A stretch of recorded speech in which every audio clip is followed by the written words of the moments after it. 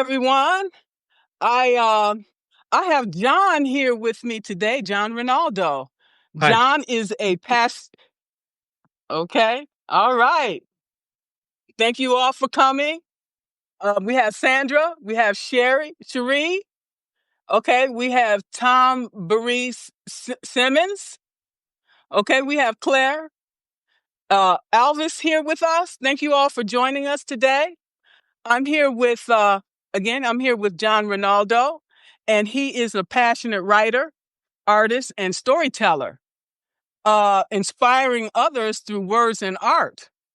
So, talk to us, John, about your leadership journey. Well, it's been, let's start with my education. I guess that's where it's kind of funny because I was in my education is history and poli sci, but I never did anything with those degrees. I ended up in sales. So I've been in higher management and executors and executive positions throughout my years. And I think about it all started around the COVID era where where I started seeing a change in life, and I life was a lot much easier for me. I had a lot of isolation opportunity where I sat in the room quietly, and and I noticed that I wanted to change my life more than just the corporate world, and so I started to write books. Um, It was just a it was that's where it started, really. I mean, I've always written throughout my life, but never public, never out to people. Maybe a few people might have read a couple things, but not like what they're reading today. Today is a a big, huge step forward that I had big time. So it's really a passion of just becoming. I just want to do this. Like one of the things I was talking about, my friend, he was like, "Well, what do you really want to do?" And I said, honestly, I just want to travel the world and write about cultures and let like the historical content behind it, the why people live the way they do, and kind of just submerge myself in that life for a while and then just write about the daily things. And that's what I'm starting doing with that with daily inspirations. I'm starting to kind of do that through other creators and other people that I work through Substack or people I meet on other social media platforms or even in person. I write about their pain, their love, their joy, their whateverism, and hopefully that I can translate into a story that other people can hear that too and resonate with it and have some reflection. So, yeah. So tell us, how does this writing uh, translate to your personal life? How does it transform your life? It has changed me a lot and as a person because when you write the content that I write, it's not as it's very inspirational and it's very uplifting and it's I wanted to write like what we watch as kids, and I'm a Gen Xer, so we watched like Little House of Prairies, the Waltons, the very good feeling movies and shows that we got to see when we were younger. And I wanted to write something like that in today's contents, but using today's issues and today's stuff and trying to help that out. So it's kind of like, so the writing part is kind of changed, but it's not just the writing; it's the people I get introduced. Like, I met Gino, who's a gay therapist, and he's out there tells you exactly who he is, and I met him, and we've become friends. Outside of that world, we probably never become friends. But we connect, we talk, and that's about connection. And that's what my stories are about, is connecting with people. It's about connecting with issues and seeing it from all perspectives and kind of like it's not it's not black and white. There's a lot of grays and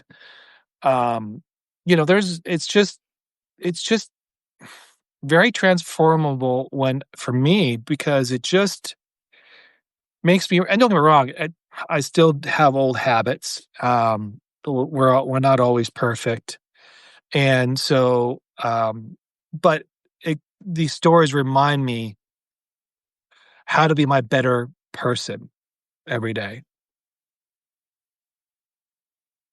And I think that's important for a lot of people, okay? And we can see that in notes. We can see that in Substack in general, okay? That people gravitating towards this is because everybody's trying is grieving, and people are in need of healing and connection.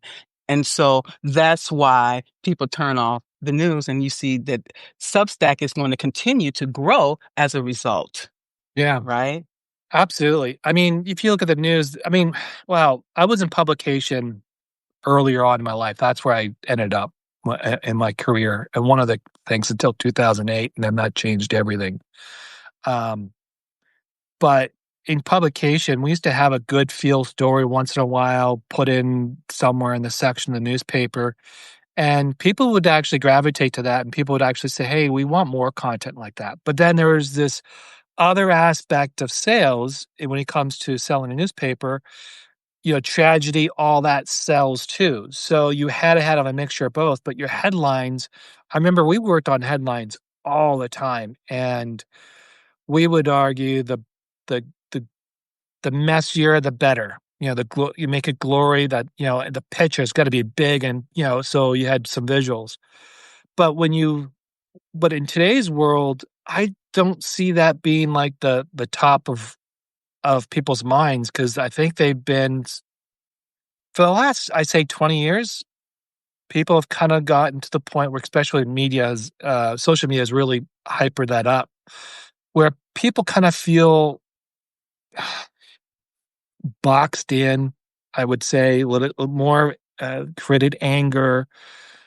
And I think from a human perspective, we want to have something more than just what we see every single day. And And I think it's just a human instinct of wanting something more of who we are, but mostly who are the people around us. And that's why you see a lot of, like, people researching about, narcissism. Not everybody's a narcissist, but they're researching that. Divorce is up. So people are looking for stories of how to be better people in certain situations so that they don't encounter. Now, if you look at from the negative point of view, the best thing to do is just create conflict between each other. And then that's how you solve that problem. But if you look at the different perspective, where if I was writing it, I would say, okay, all right, these are the things how you can help yourself through this situation. This is what you're going to recognize, but how do you overcome your personal discomfort? Because reality is we can only control our surface, our sphere, no one else's. So if someone's going to be mean to you, then are you going to react to it? And that's really what mm, a lot of what my writing is about. But it's also about connecting and seeing those things too. And how do you understand it before you're understood? Um, I can also relate about divorce because I'm a single father, divorced, and it was one of the most brutalest divorce that I can ever imagine. And I would sit there and, you're in the thick of things. And the problem is that when you're in the thick of things, you don't see yourself doing good or bad. You're always thinking you're doing good, and you're always right. It's always about winning. It's about winning at all cost. And a lot of our conversations are like that today. It's winning at all cost. And that's just hurts us as people. I can't agree with you more, but we are in desperate times at this point. And even myself being taking an early retirement, I feel that I'm at some instances I'm at that stage as well. Okay. And a lot of people will not take action until they're forced to. Okay. And then at that time, you make the decision that may be the wrong one. Yeah. Okay, because you want to make a decision from a position of strength versus a position of weakness or desperation, Yeah. right? Yeah. Yeah. I mean, don't get me wrong. I failed. I can't tell you how many times I failed as a person. Um, I mean, you're only getting the better version of me. How's that? Um, I mean, I still work through it all. Um, the only thing I mean, it's just you got to work on yourself. That's the hardest part that most people, um, I keep going back to my divorce. I guess that's the best reference where, you know, we were we were in therapy and I said, "Well, I believe we're both wrong." And she said, "I believe he's wrong." And I knew that this therapy would not work because you know, to really make this better, you have to have both people agreeing at some point where they're at as people. Like, so for example, if someone says, it's always your fault and they don't take any accountability, no nothing, and you are giving and saying, you know what, I do agree there is some things I can improve on. And I don't think the situation is not all you, it's all on both of us. You know, you gotta listen to that type of language. If that person is all in an, it's lose-win situation, then you're always gonna be in a situation where you're gonna lose in that relationship. And so you have to come back and say, "Okay, is it worth having that relationship?"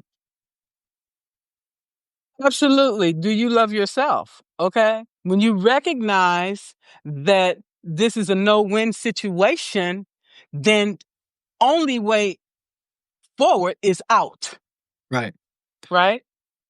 Well, yeah, when I during the COVID, that was probably oof, that was some hard reflection because I was in an apartment by myself, family members like 3,000 miles away. My kids are with the ex, with their mother. And I was there by myself, isolated. No, and I was sick too. I was sick for like 3 or 4 months. And by myself, just trying to recover, trying to figure it all out. And when the thing is that when you sit alone in a room with and I'm not a big person with cable and all that, but so I don't really have TV on Netflix, but I got sick of it, I got tired of it, and even with Facebook, I got tired of it. I just went anti-media big time, and I just went sat with myself. When you do that, that's probably the hardest realization of who you are as a person because now that your thoughts are just you, yourself, and I, and you got to sit there and think about all the things you did and how do you want to be better. And don't get me wrong, it wasn't. Don't get me wrong, I'm still learning from that time. But if I look at myself 5 years from now, from today, I'm a completely different person entirely. Um, it's just how you go about life, I guess, is that's how and I wrote something just the other day. I mean, we're all good people. Yeah, we all try to be good people. And then there's always those who are not good. But then you have to decide, are you surrounding yourself with good people? Are you around people that are good? And that's what I love about Substack because everyone everybody has a diverse background. And I'm sure that if we all learn about our background, which I think we've been very protective of it, and I don't mean this to be rude. I think most of us would not associate with ourselves outside this platform. I think we would all be alienated because of our beliefs, values, or whatever, and we're not taking the character of that person and learning about that person as they are.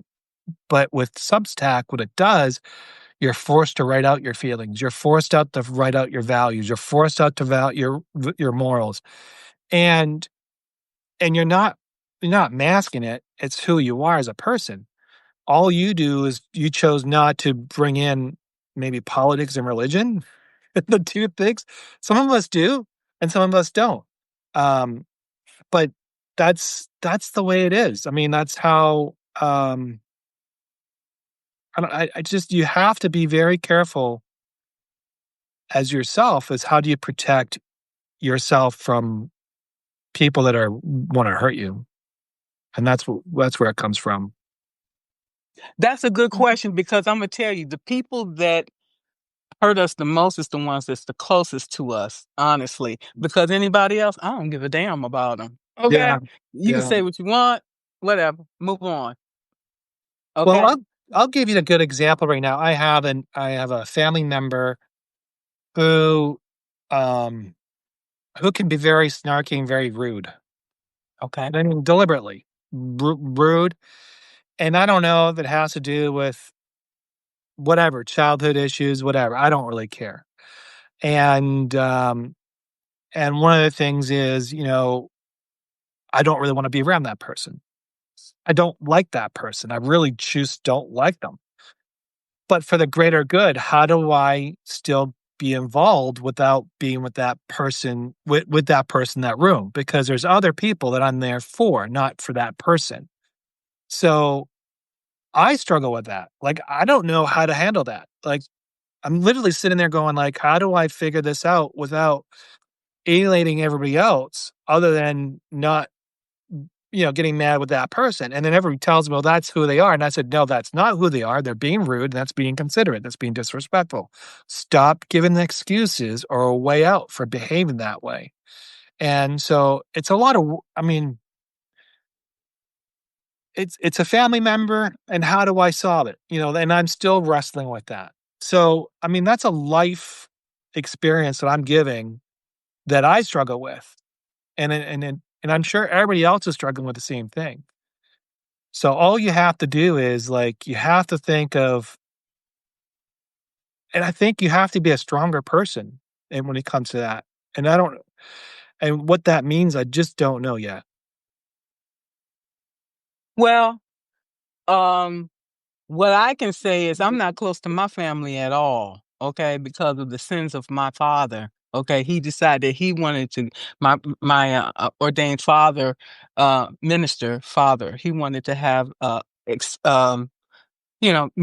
relationships outside of his marriage and end up getting one of these women's pregnant, and that was me, the child. Okay, and so I am the one ostracized from all sides of the family because of what he did. Okay, so I don't have that. I don't have a family Um, to rely on. Just maybe my daughter we're and uh family. and my We're niece. family now. Yeah, there you go. We're family, right? So I'm just saying what I'm saying to you is just because somebody say they're your blood, they don't mean that they're gonna be there for you. Right. Okay, So so Sarah said with hard boundaries. I agree with that. You got to have boundaries with people, especially people who are close to you. You just can't have people just give you a hard time. But I agree with that. But yeah, with your family situation, I'm sorry about that. That must be tough. it is tough, but it is what it is. So that made me very, very mentally tough and resilient. Mhm. So So, uh, so I was like, okay, either you with me or you're not. If you're Yeah, with me, brother, let's walk the path together. And I got you hundred yeah, percent. Okay, that's where I'm at today.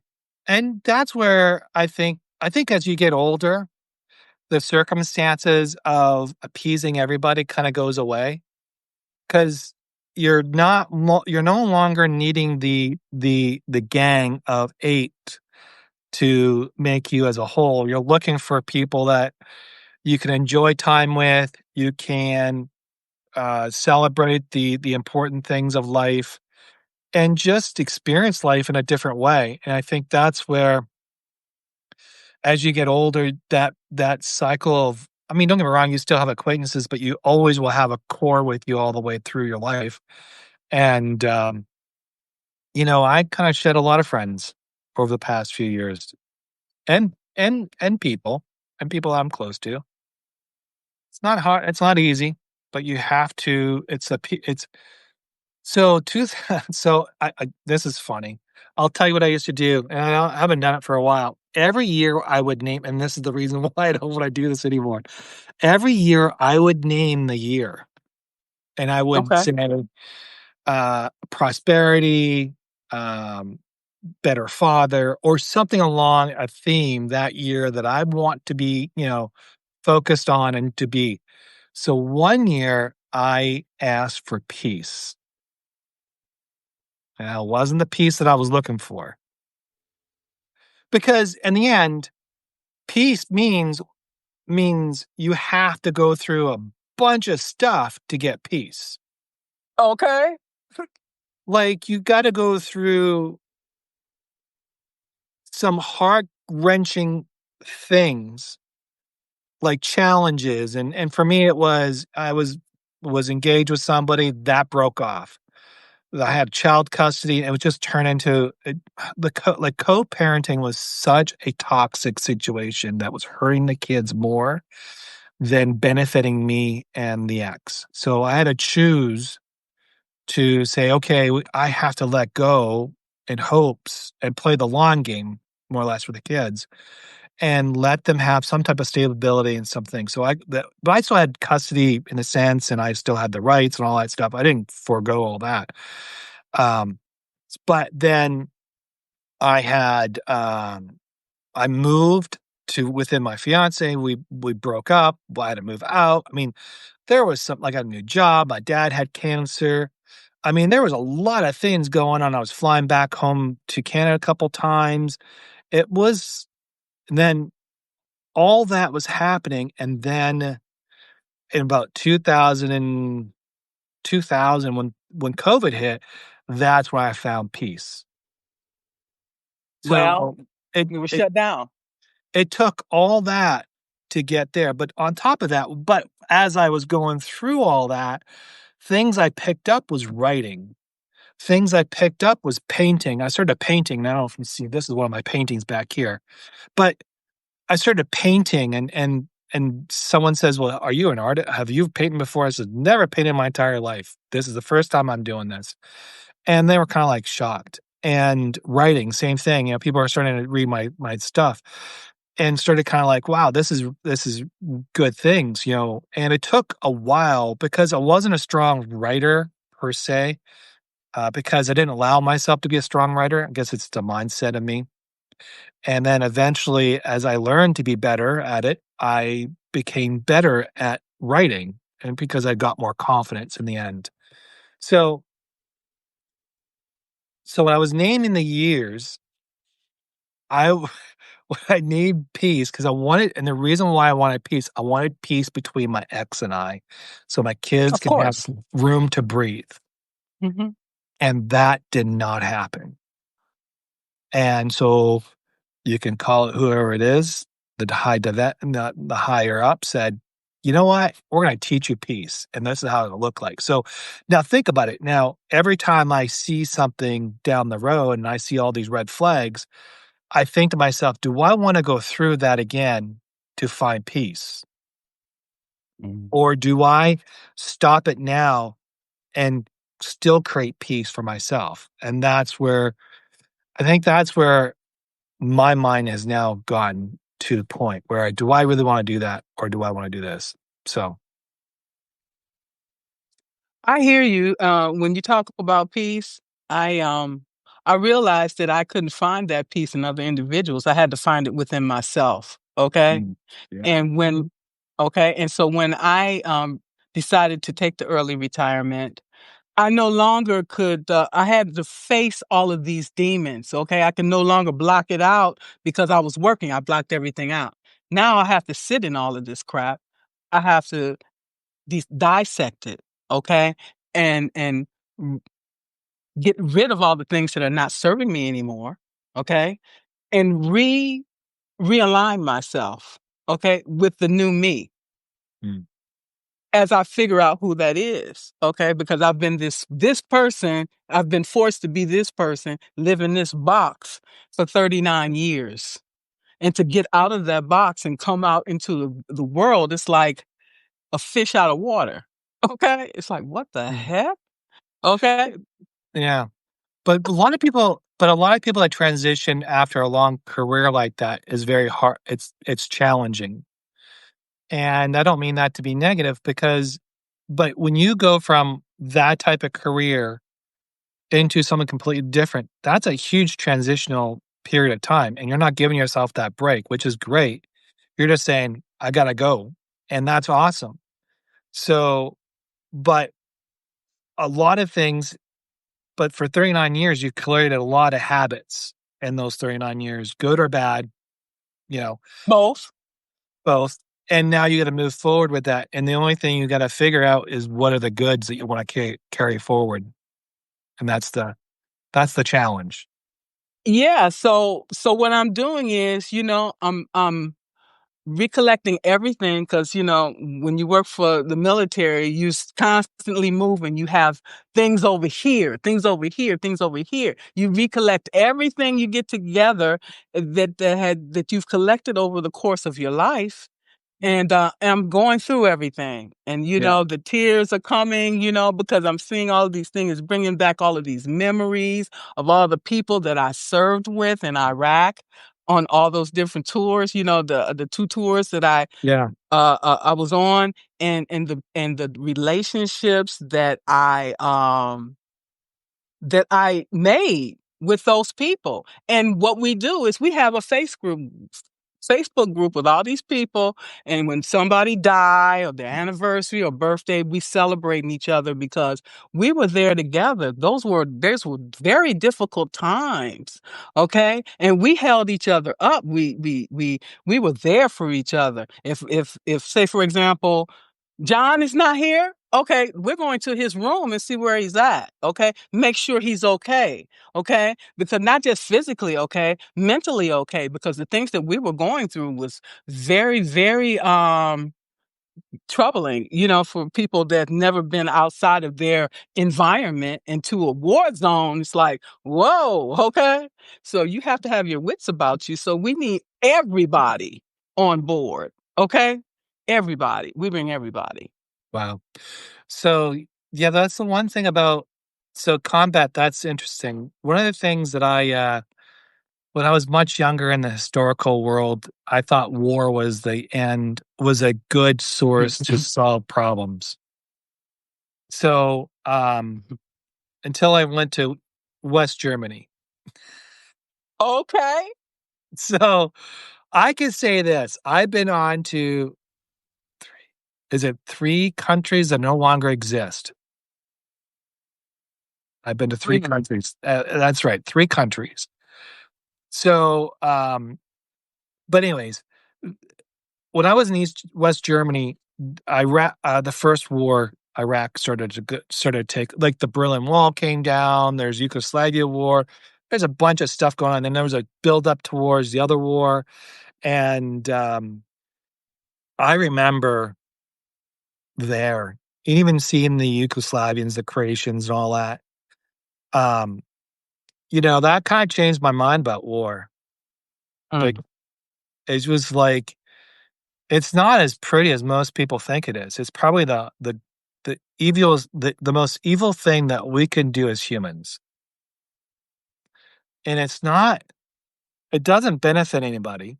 It doesn't help, it doesn't move the needle unless you really conquer another country. And in today's technology, in today's world, that doesn't happen. And that's probably the hardest thing that we could, you know, the hardest thing that most people do here is if you haven't experienced war, if you haven't seen war or felt war, you're not gonna have an understanding. Now, don't get me wrong, there are some soldiers out there that will go back to battle all the time because Of course. that's their DNA. That's who they are, that's Right. how they are built. But on a civilian perspective, you're if we're gonna start advocating for war, that's not really connection of life. That's really you're taking life away. You are purposely saying, "I want to kill somebody for the purpose of greed, whatever, or someone else's agenda," and you have you don't feel it because you don't feel it because it doesn't affect you here. I think the only closest thing that we felt any tragedy was 9/11, and that is something I mean, I felt it here. I was on the East Coast, and I can tell you right now, that wasn't the prettiest day at all, No. and I remember it like it was yesterday. Just yeah, I remember it like big time. So, I just wish more people were less willing to like, and it comes down to win at all costs. I keep saying that as a theme here because that's what it is. Every argument, it's not about a dialogue. It's not about who we are and what we're about and what are the quirks and all that. And let me understand you a little more. And you let me understand it's not that give it. It's all about how can I tear you down fast to be a winner. And that's what all these things look like in our everyday conversations. It's ego. Okay? It's ego, plain and simple. Okay, Yeah. Imma tell you, being in that war, that was an unnecessary war, in my opinion. Okay? Did they ever find any weapons of mass destruction? Was it more of an ego thing to get back at somebody to say, "I am the boss"? Okay? But who paid for that war? We paid for that with our tax dollars, okay, with our retirement money, with the money that we want to have for our children's education. Okay, was it worth it in the end? Because in the end, when we pulled out, they tore everything out that we installed. Okay, and so it's like we never was there. They like we didn't ask you to come here, and they took everything out. All the money that we spent in that war went to naught. Okay? For what? Yeah. I mean, see, that's where if you're gonna take over a country, take over it, and you become whatever it is.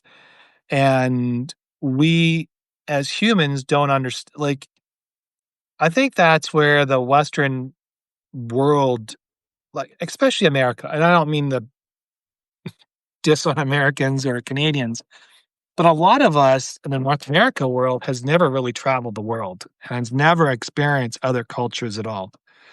And if we do, we would be quickly to realize that not all of them are our friends and not all of them want our opinions. And in fact, they will tell you to go pound sand pretty fast, or you find yourself in a jail somewhere. I mean, I Or can or in a ditch or or or to in a this. in a or in a hole. That's how they feel about Americans, okay? We will come we you come over here, we will kidnap you, we will tell your family to give us $100,000 for your return, and you won't return, okay? Don't be stupid, okay? Get your Yeah, money, and that's it. They think we're suckers. They think yeah. Americans are suckers. I'm just being honest with you. I agree. It's just it's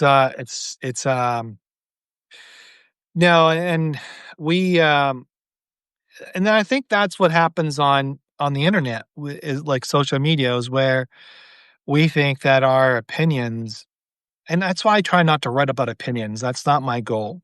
My goal is to inspire. My goal is to open the door up, give people an understanding that there's more than just life within your circle. Like there's more out there. You may not like what I'm going to write about. You're not going to like maybe some of the content that I put out. Like, as like the divorced father angle that I write, the earned not given, which I'm working on. I mean, it has a lot of hard truth in there that is pretty hard for me to write sometimes because it's not it pulls me back in time and kind of like I and it was we were I was with people this week and we were having a conversation and someone said, "Well, I really don't like you being so open about your story." And then someone else, other than me, someone else, "Well, that's him being authentic." He's being authentic because Mhm. that's his story, and his story has value. It has some type of, meaning, and hopefully, and then and he just basically said it beautifully. Hopefully, someone else sees it and reads it, they can relate to it and understand how to be a better a better partner, a better father, or maybe it's. I mean, don't get me wrong. I mean, there were days with my kids that I wasn't present because I was battling with the ex. Um, and I write about being present now. You have to be present with your children. You have to make sure that you focus on them because at the end of the day, they're gonna appreciate you more than trying to be the one upper or trying to play the Jones game or whatever. It doesn't work. What they want is your attention, your love, your concern. And, I think that's where so so I write about that stuff, and I write about it because I think it's something worthy. And all these stories that I write is to hopefully shed a light on issues that most people don't understand. And hopefully they take it in and they say, okay, well maybe my opinion is not 100% where it should be. So And I applaud you, John. You are an amazing writer. You're an amazing person. I see you out there in notes. I see you uplifting people and restacking people's notes. Okay. And sending shouts out to people for the good work that they're doing in the community. And I really appreciate that, you and Liz thank you. as well. And people like you. We need more people like you to uplift others. Okay. And that's why we are here. And that's why we tell our story, so that it can help someone else, so that maybe we can save them from some of these things that we've experienced in our lives and make things easier for them. Right. Right. Yeah. Yeah. So I have a strong, like, Substack has been really good to me. There's nothing wrong. I've been on this for almost 3 years, 4 years now. I can't remember. But I just feel like I've been on it since yesterday. I really do. And I did take a break. So the way I use Substack is I write stories, obviously, but I also write stories about my books. So, for example, Earned Not Given was actually originated on Substack. And what I do is I put a really rough draft, like an outline of stuff, but when I work on it, so I publish it because it helps me. Well, number one, it helps me to be accountable. Number two, oh, thank you, Simona. Thank you very much. Appreciate it. That's my buddy. Um, so, um, so I post on there, and don't get me wrong, they're not clean. It's basically a story, multiple stories, maybe.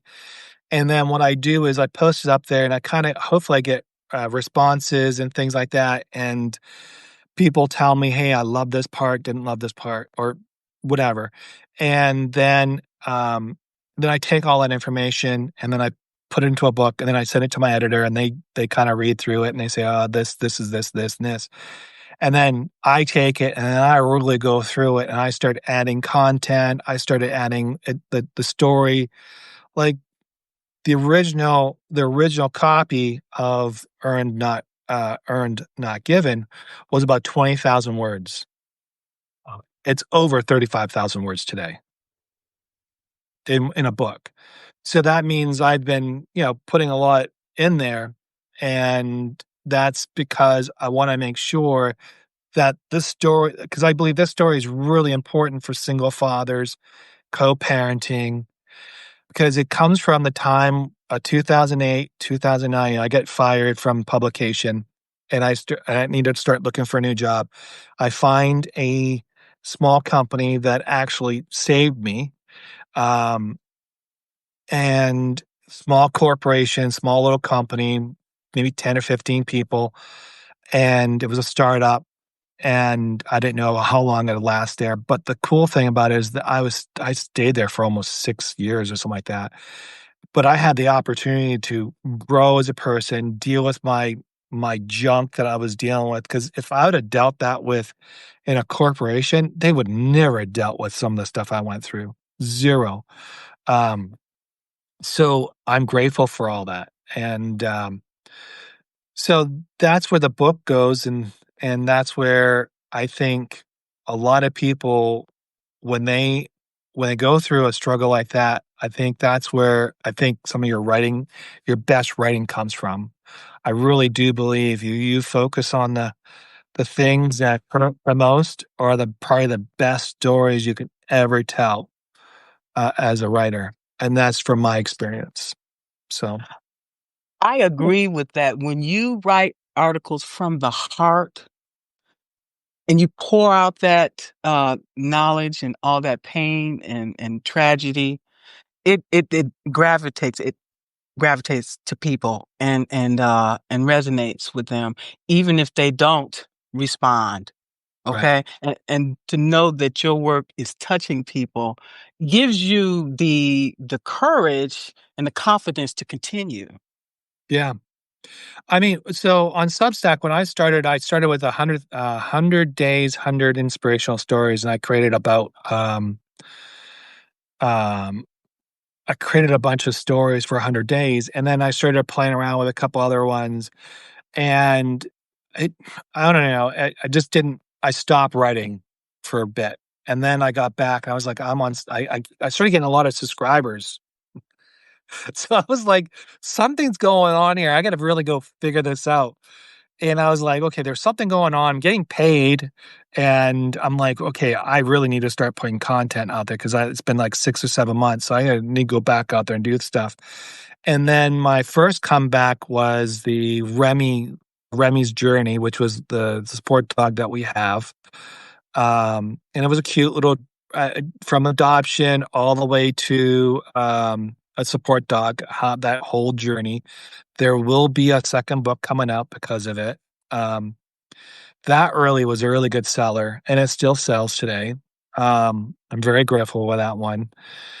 Uh, and then the second book that came out of it was Dancing Letters, which is a dyslexia kid, which is kind of like referenced me. I kind of like, I mean, the content, it's kind of like not really, it's not me, but it's about me. So, but it talks about how he goes through it and how he finds himself and all that. And that's a really good book. I've got a lot of good hit on that one. And then the Earned Not Given is the one I've been working on. Actually, I was wrong. Rediscovering Vancouver was the one that I actually started to post journals on Substack, and that was before the journey. And that one, when I went back to Vancouver, I did a whole rediscovery. I kind of just want to do what I talked about earlier and just go in and find culture, kind of figure out things. And that's where that came out. And I started posting on Substack, and that got big traction. And I was like, okay, something I'm doing here is working. And I started getting more subscribers and friends and family. When I first originally started with Substack, it was all organic growth, meaning notes did not exist at the time. Um, it was before that. And so I was like soliciting people to subscribe. Like I was going outside and bringing them in. I still kind of do that. So that's where all that. So in my journey on Substack, it kind of just took a pause. It started really heavy, took a pause, and then I started thinking, okay, I need to start working on something here. So that's what I did. So when I look at Substack, sorry, I have to. Um, so when I look at Substack today, I use it more of as a launching pad of my books, and that's how I look at it. So you people who subscribe will get the first read, and then yeah. That's amazing, John. Are you still also doing your artwork? So that's been on a pause for a while. I think because I'm just not. Well, I was thinking about the other day. I was like, I really need to get back to painting again. I kind of miss it. It the strange thing about painting, it actually it grounds you because you have to be like I get lost in painting. I can sit there for hours and be oblivious to everybody around me and just tune everybody out. I'm not focused. I'm painting. I'm doing whatever. But I was thinking about that the other day. I really need to start getting back to that. But I I don't know. I haven't really. It hasn't really. Haven't found anything to be inspired to write. I mean, I'm more interested in writing right now than to actually paint. I guess that's where I'm at. Okay, that one of the things I wanted to point out is that with the writing part, I think that's more of a left brain activity, whereas the painting is more of a right brain activity. Oh, I see, I would not know that. Okay, no I problem. I'm just like, to me, it's just like, um and I don't look at them as a task. I look at them as a like almost like a hobby for me. Like Okay. um like writing is a hobby, painting's a hobby. A lot of my interests outside of my day-to-day stuff is mostly hobbies. So, and it's I find it more joyful that way than make it into a career. Now don't get me wrong, I try to make money off my books, and um in fact, I spent most of the morning fixing all my campaigns on my advertisement and all that, but I just, I definitely love what I'm doing. I mean, 5, 6 years ago, I didn't love myself a lot. Mm. You know, I really did not like me. I did not really like who I was. I wasn't really going anywhere in the sense of personal growth, I guess, or things like that. And I always wanted to do, you know, more. A lot of my writing and my art is about legacy. It's about leaving something behind for my children to read and say, "Oh my god, dad wrote this, my dad painted this." Um, that's really that's really I really want is my kids to actually come back and say, "Well, dad was somebody." And I don't mean like, I mean something, and then rather than having a career and going to work 9 to 5 and going on holidays, I wanted them to come back and say, because there were some fractures in those relationships. I just want them, like, when they're ready to come around, they got places to read, they got sources they can go to and say, "Let me check on this guy. Let me make sure that this guy wasn't what someone said," and I don't wanna use the word, but, um Uh, that's how that's why I'm writing. I'm writing because I'm writing for my kids, more or less. That's your inspiration, your motivation. Yes. Yeah. All right. Well, when we talk about, connecting with others, um, I spent 2 tours in Israel as well. Oh, wow. And yeah, that was amazing, okay? Having an opportunity to I grew up in the Baptist church, okay? I'm not religious, okay? But I am spiritual, okay? Having an opportunity to walk, the stations of the cross, having an opportunity to go to the Sea of Galilee and where they say Jesus was baptized, and going to the inn of the Good Samaritan. Oh, that was symbolic for me, okay? And so when you're approached by a stranger, you don't know who that stranger could be, okay? So you need to be mindful of that, okay? Could be a very valuable lesson for you to take heed of. So I am very cognizant of that, and I try to be um give people the benefit of the doubt until they show otherwise, okay? Right. As a That ac result. that actually brings me a good story. So on Rediscovering Vancouver, my last chapter talks about this person I meet on the plane. And we're talking, and he's talking because he sees me writing, and he says, "Well, what are you writing?" And I said, "Well, I'm writing this Rediscovery Vancouver. I got a couple more chapters to go, or a couple more pages to go, and all this stuff." And he goes to me, he goes, "Oh, you're a writer." I said, "Well, that's pretty loose of the saying." He goes, "No, you're writing. You're a writer. Are you published?" And he goes, "Well, I have a couple books." "Well, then you're a published author." I said, "Well, it's independent." He goes, "You're a published author. Don't." And then So then we start talking and he goes, "You need to join this organization." I totally forgot what the organization is, but it's this worldwide writing and organization, and it's founded around the world.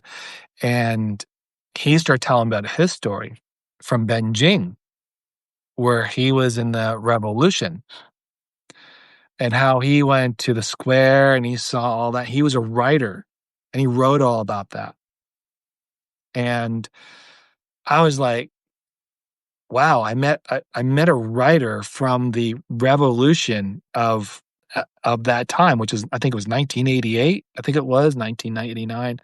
So that was like, and we all remember that. I mean, those who saw the guy standing in front of the I think it's 80. I might be a little more than that, but in front of the canyon, and he and everybody was getting assassinated. It was just really, really just horrible, and the humanitarian was just crazy.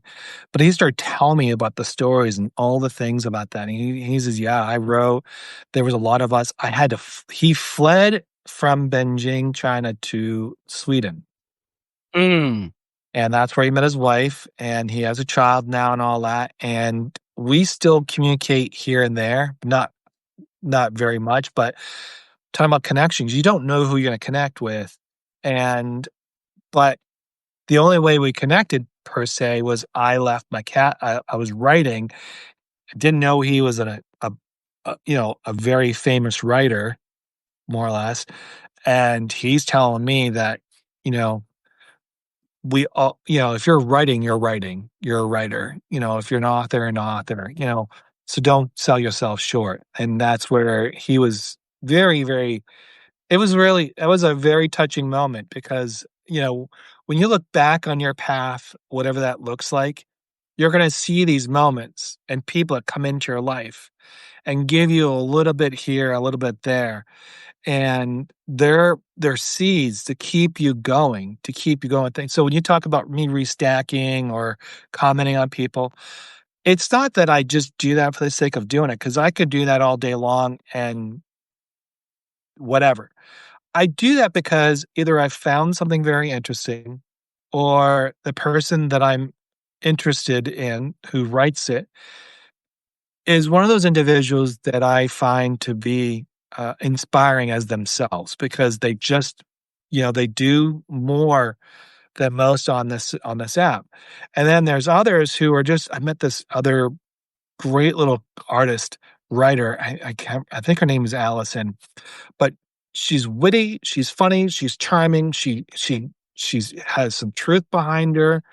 When you read it, puts a smile on my face all the time, and it's a joy. It's a true joy to read, people and so many things. And there's other people that are, very dark writing, and they have really good content too, and they're good writers.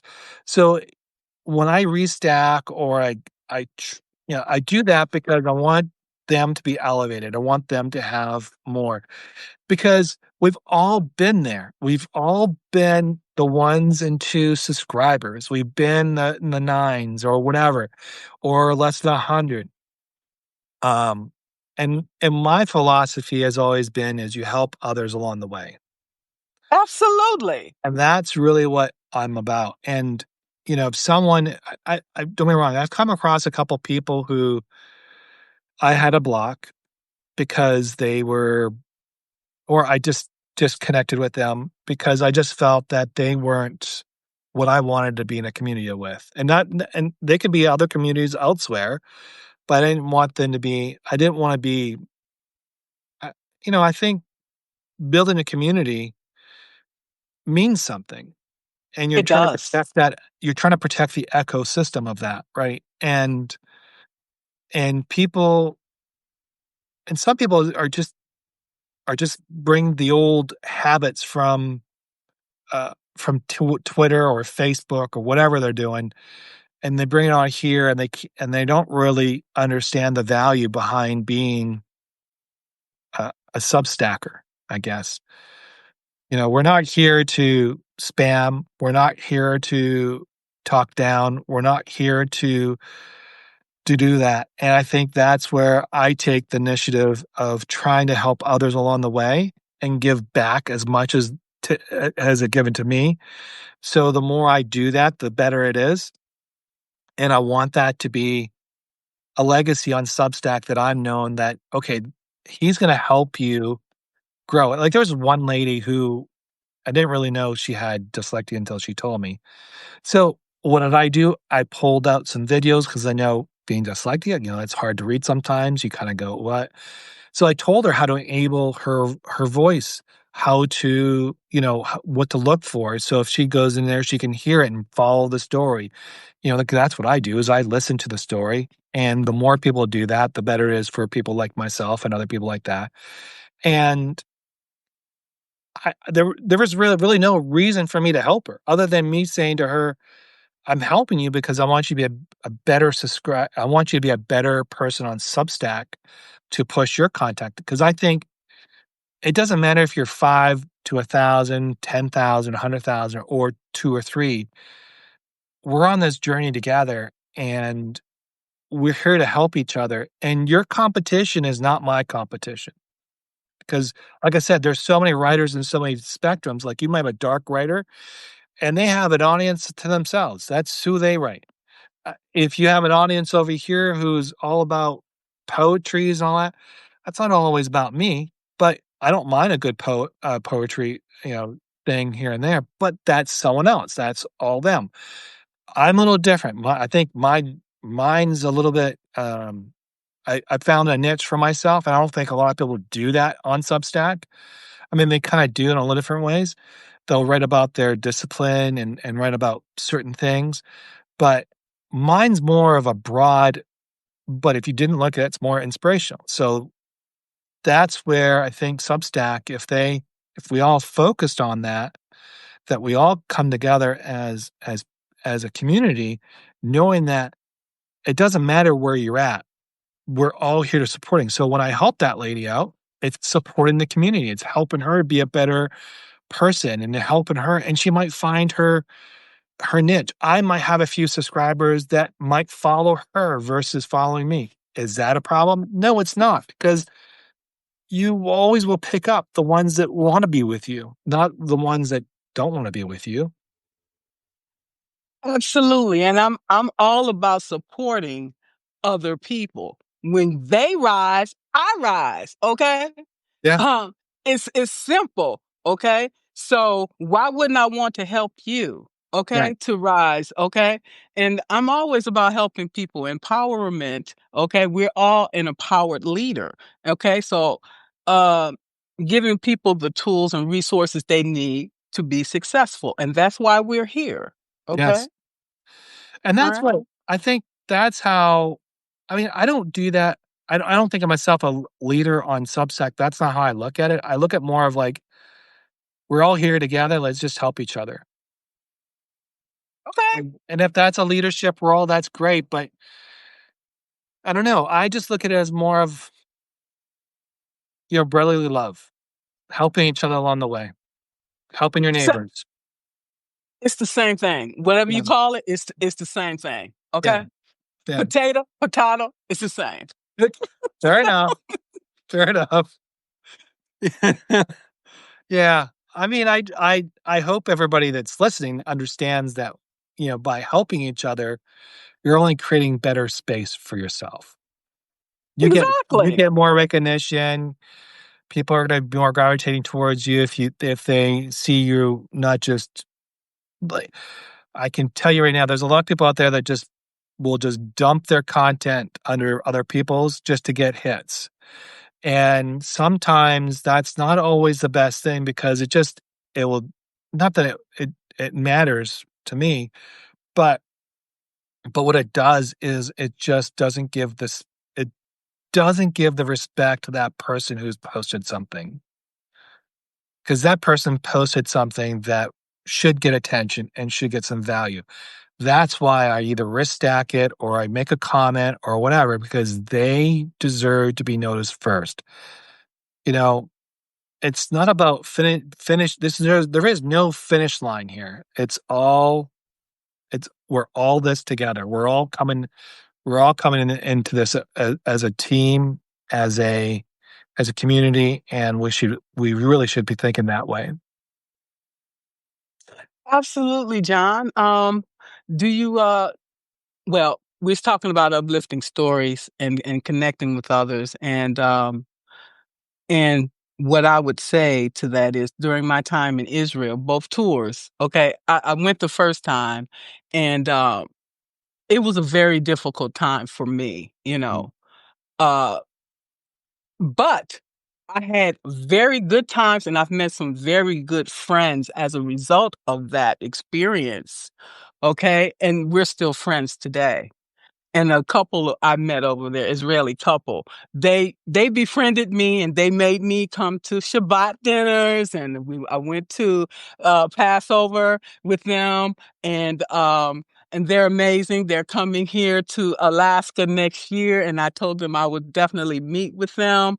Okay, and I love them to death. Okay, and they're from my family, No, there you and go.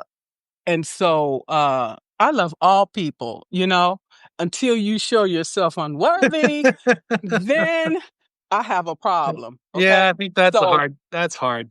When someone doesn't show yeah, right? yeah. Yeah, right. And the reason I can be so open-minded about different things and people is because of my traveling overseas. It makes you much more humble. It makes you much more it broadens your horizons. It makes you realize how small-minded we are, how narrow-minded we are. Oh, yeah. Okay? Yeah. Yeah. Yep. I totally agree with that. That's something that, I mean, I traveled across this country, North America. I've been to multiple, countries. I mean, it's just when you look at us and you look at other people and you go in their culture and you go in their world, you're taking you're you're learning about yourself more by engaging with others when you're more open to accept their differences. And sometimes it's not the easiest thing. Don't get me wrong. You could be an Islam blue, and you might have a completely different experience. You might have a Muslim, you might have a Christian, you might have a Jew, and they all have different experience living in Turkey.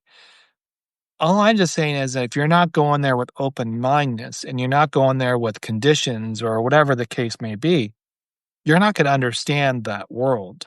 I mean, I can tell you right now, traveling through Switzerland and Austria, East Germany, West Germany, well, now Germany now, and Yugoslavia, and now it's like Croatia and all those other ones, and Italy and France, all those countries have their own identity and they have their own culture. But within those cultures, within that country, I mean, you might have like 4 or 500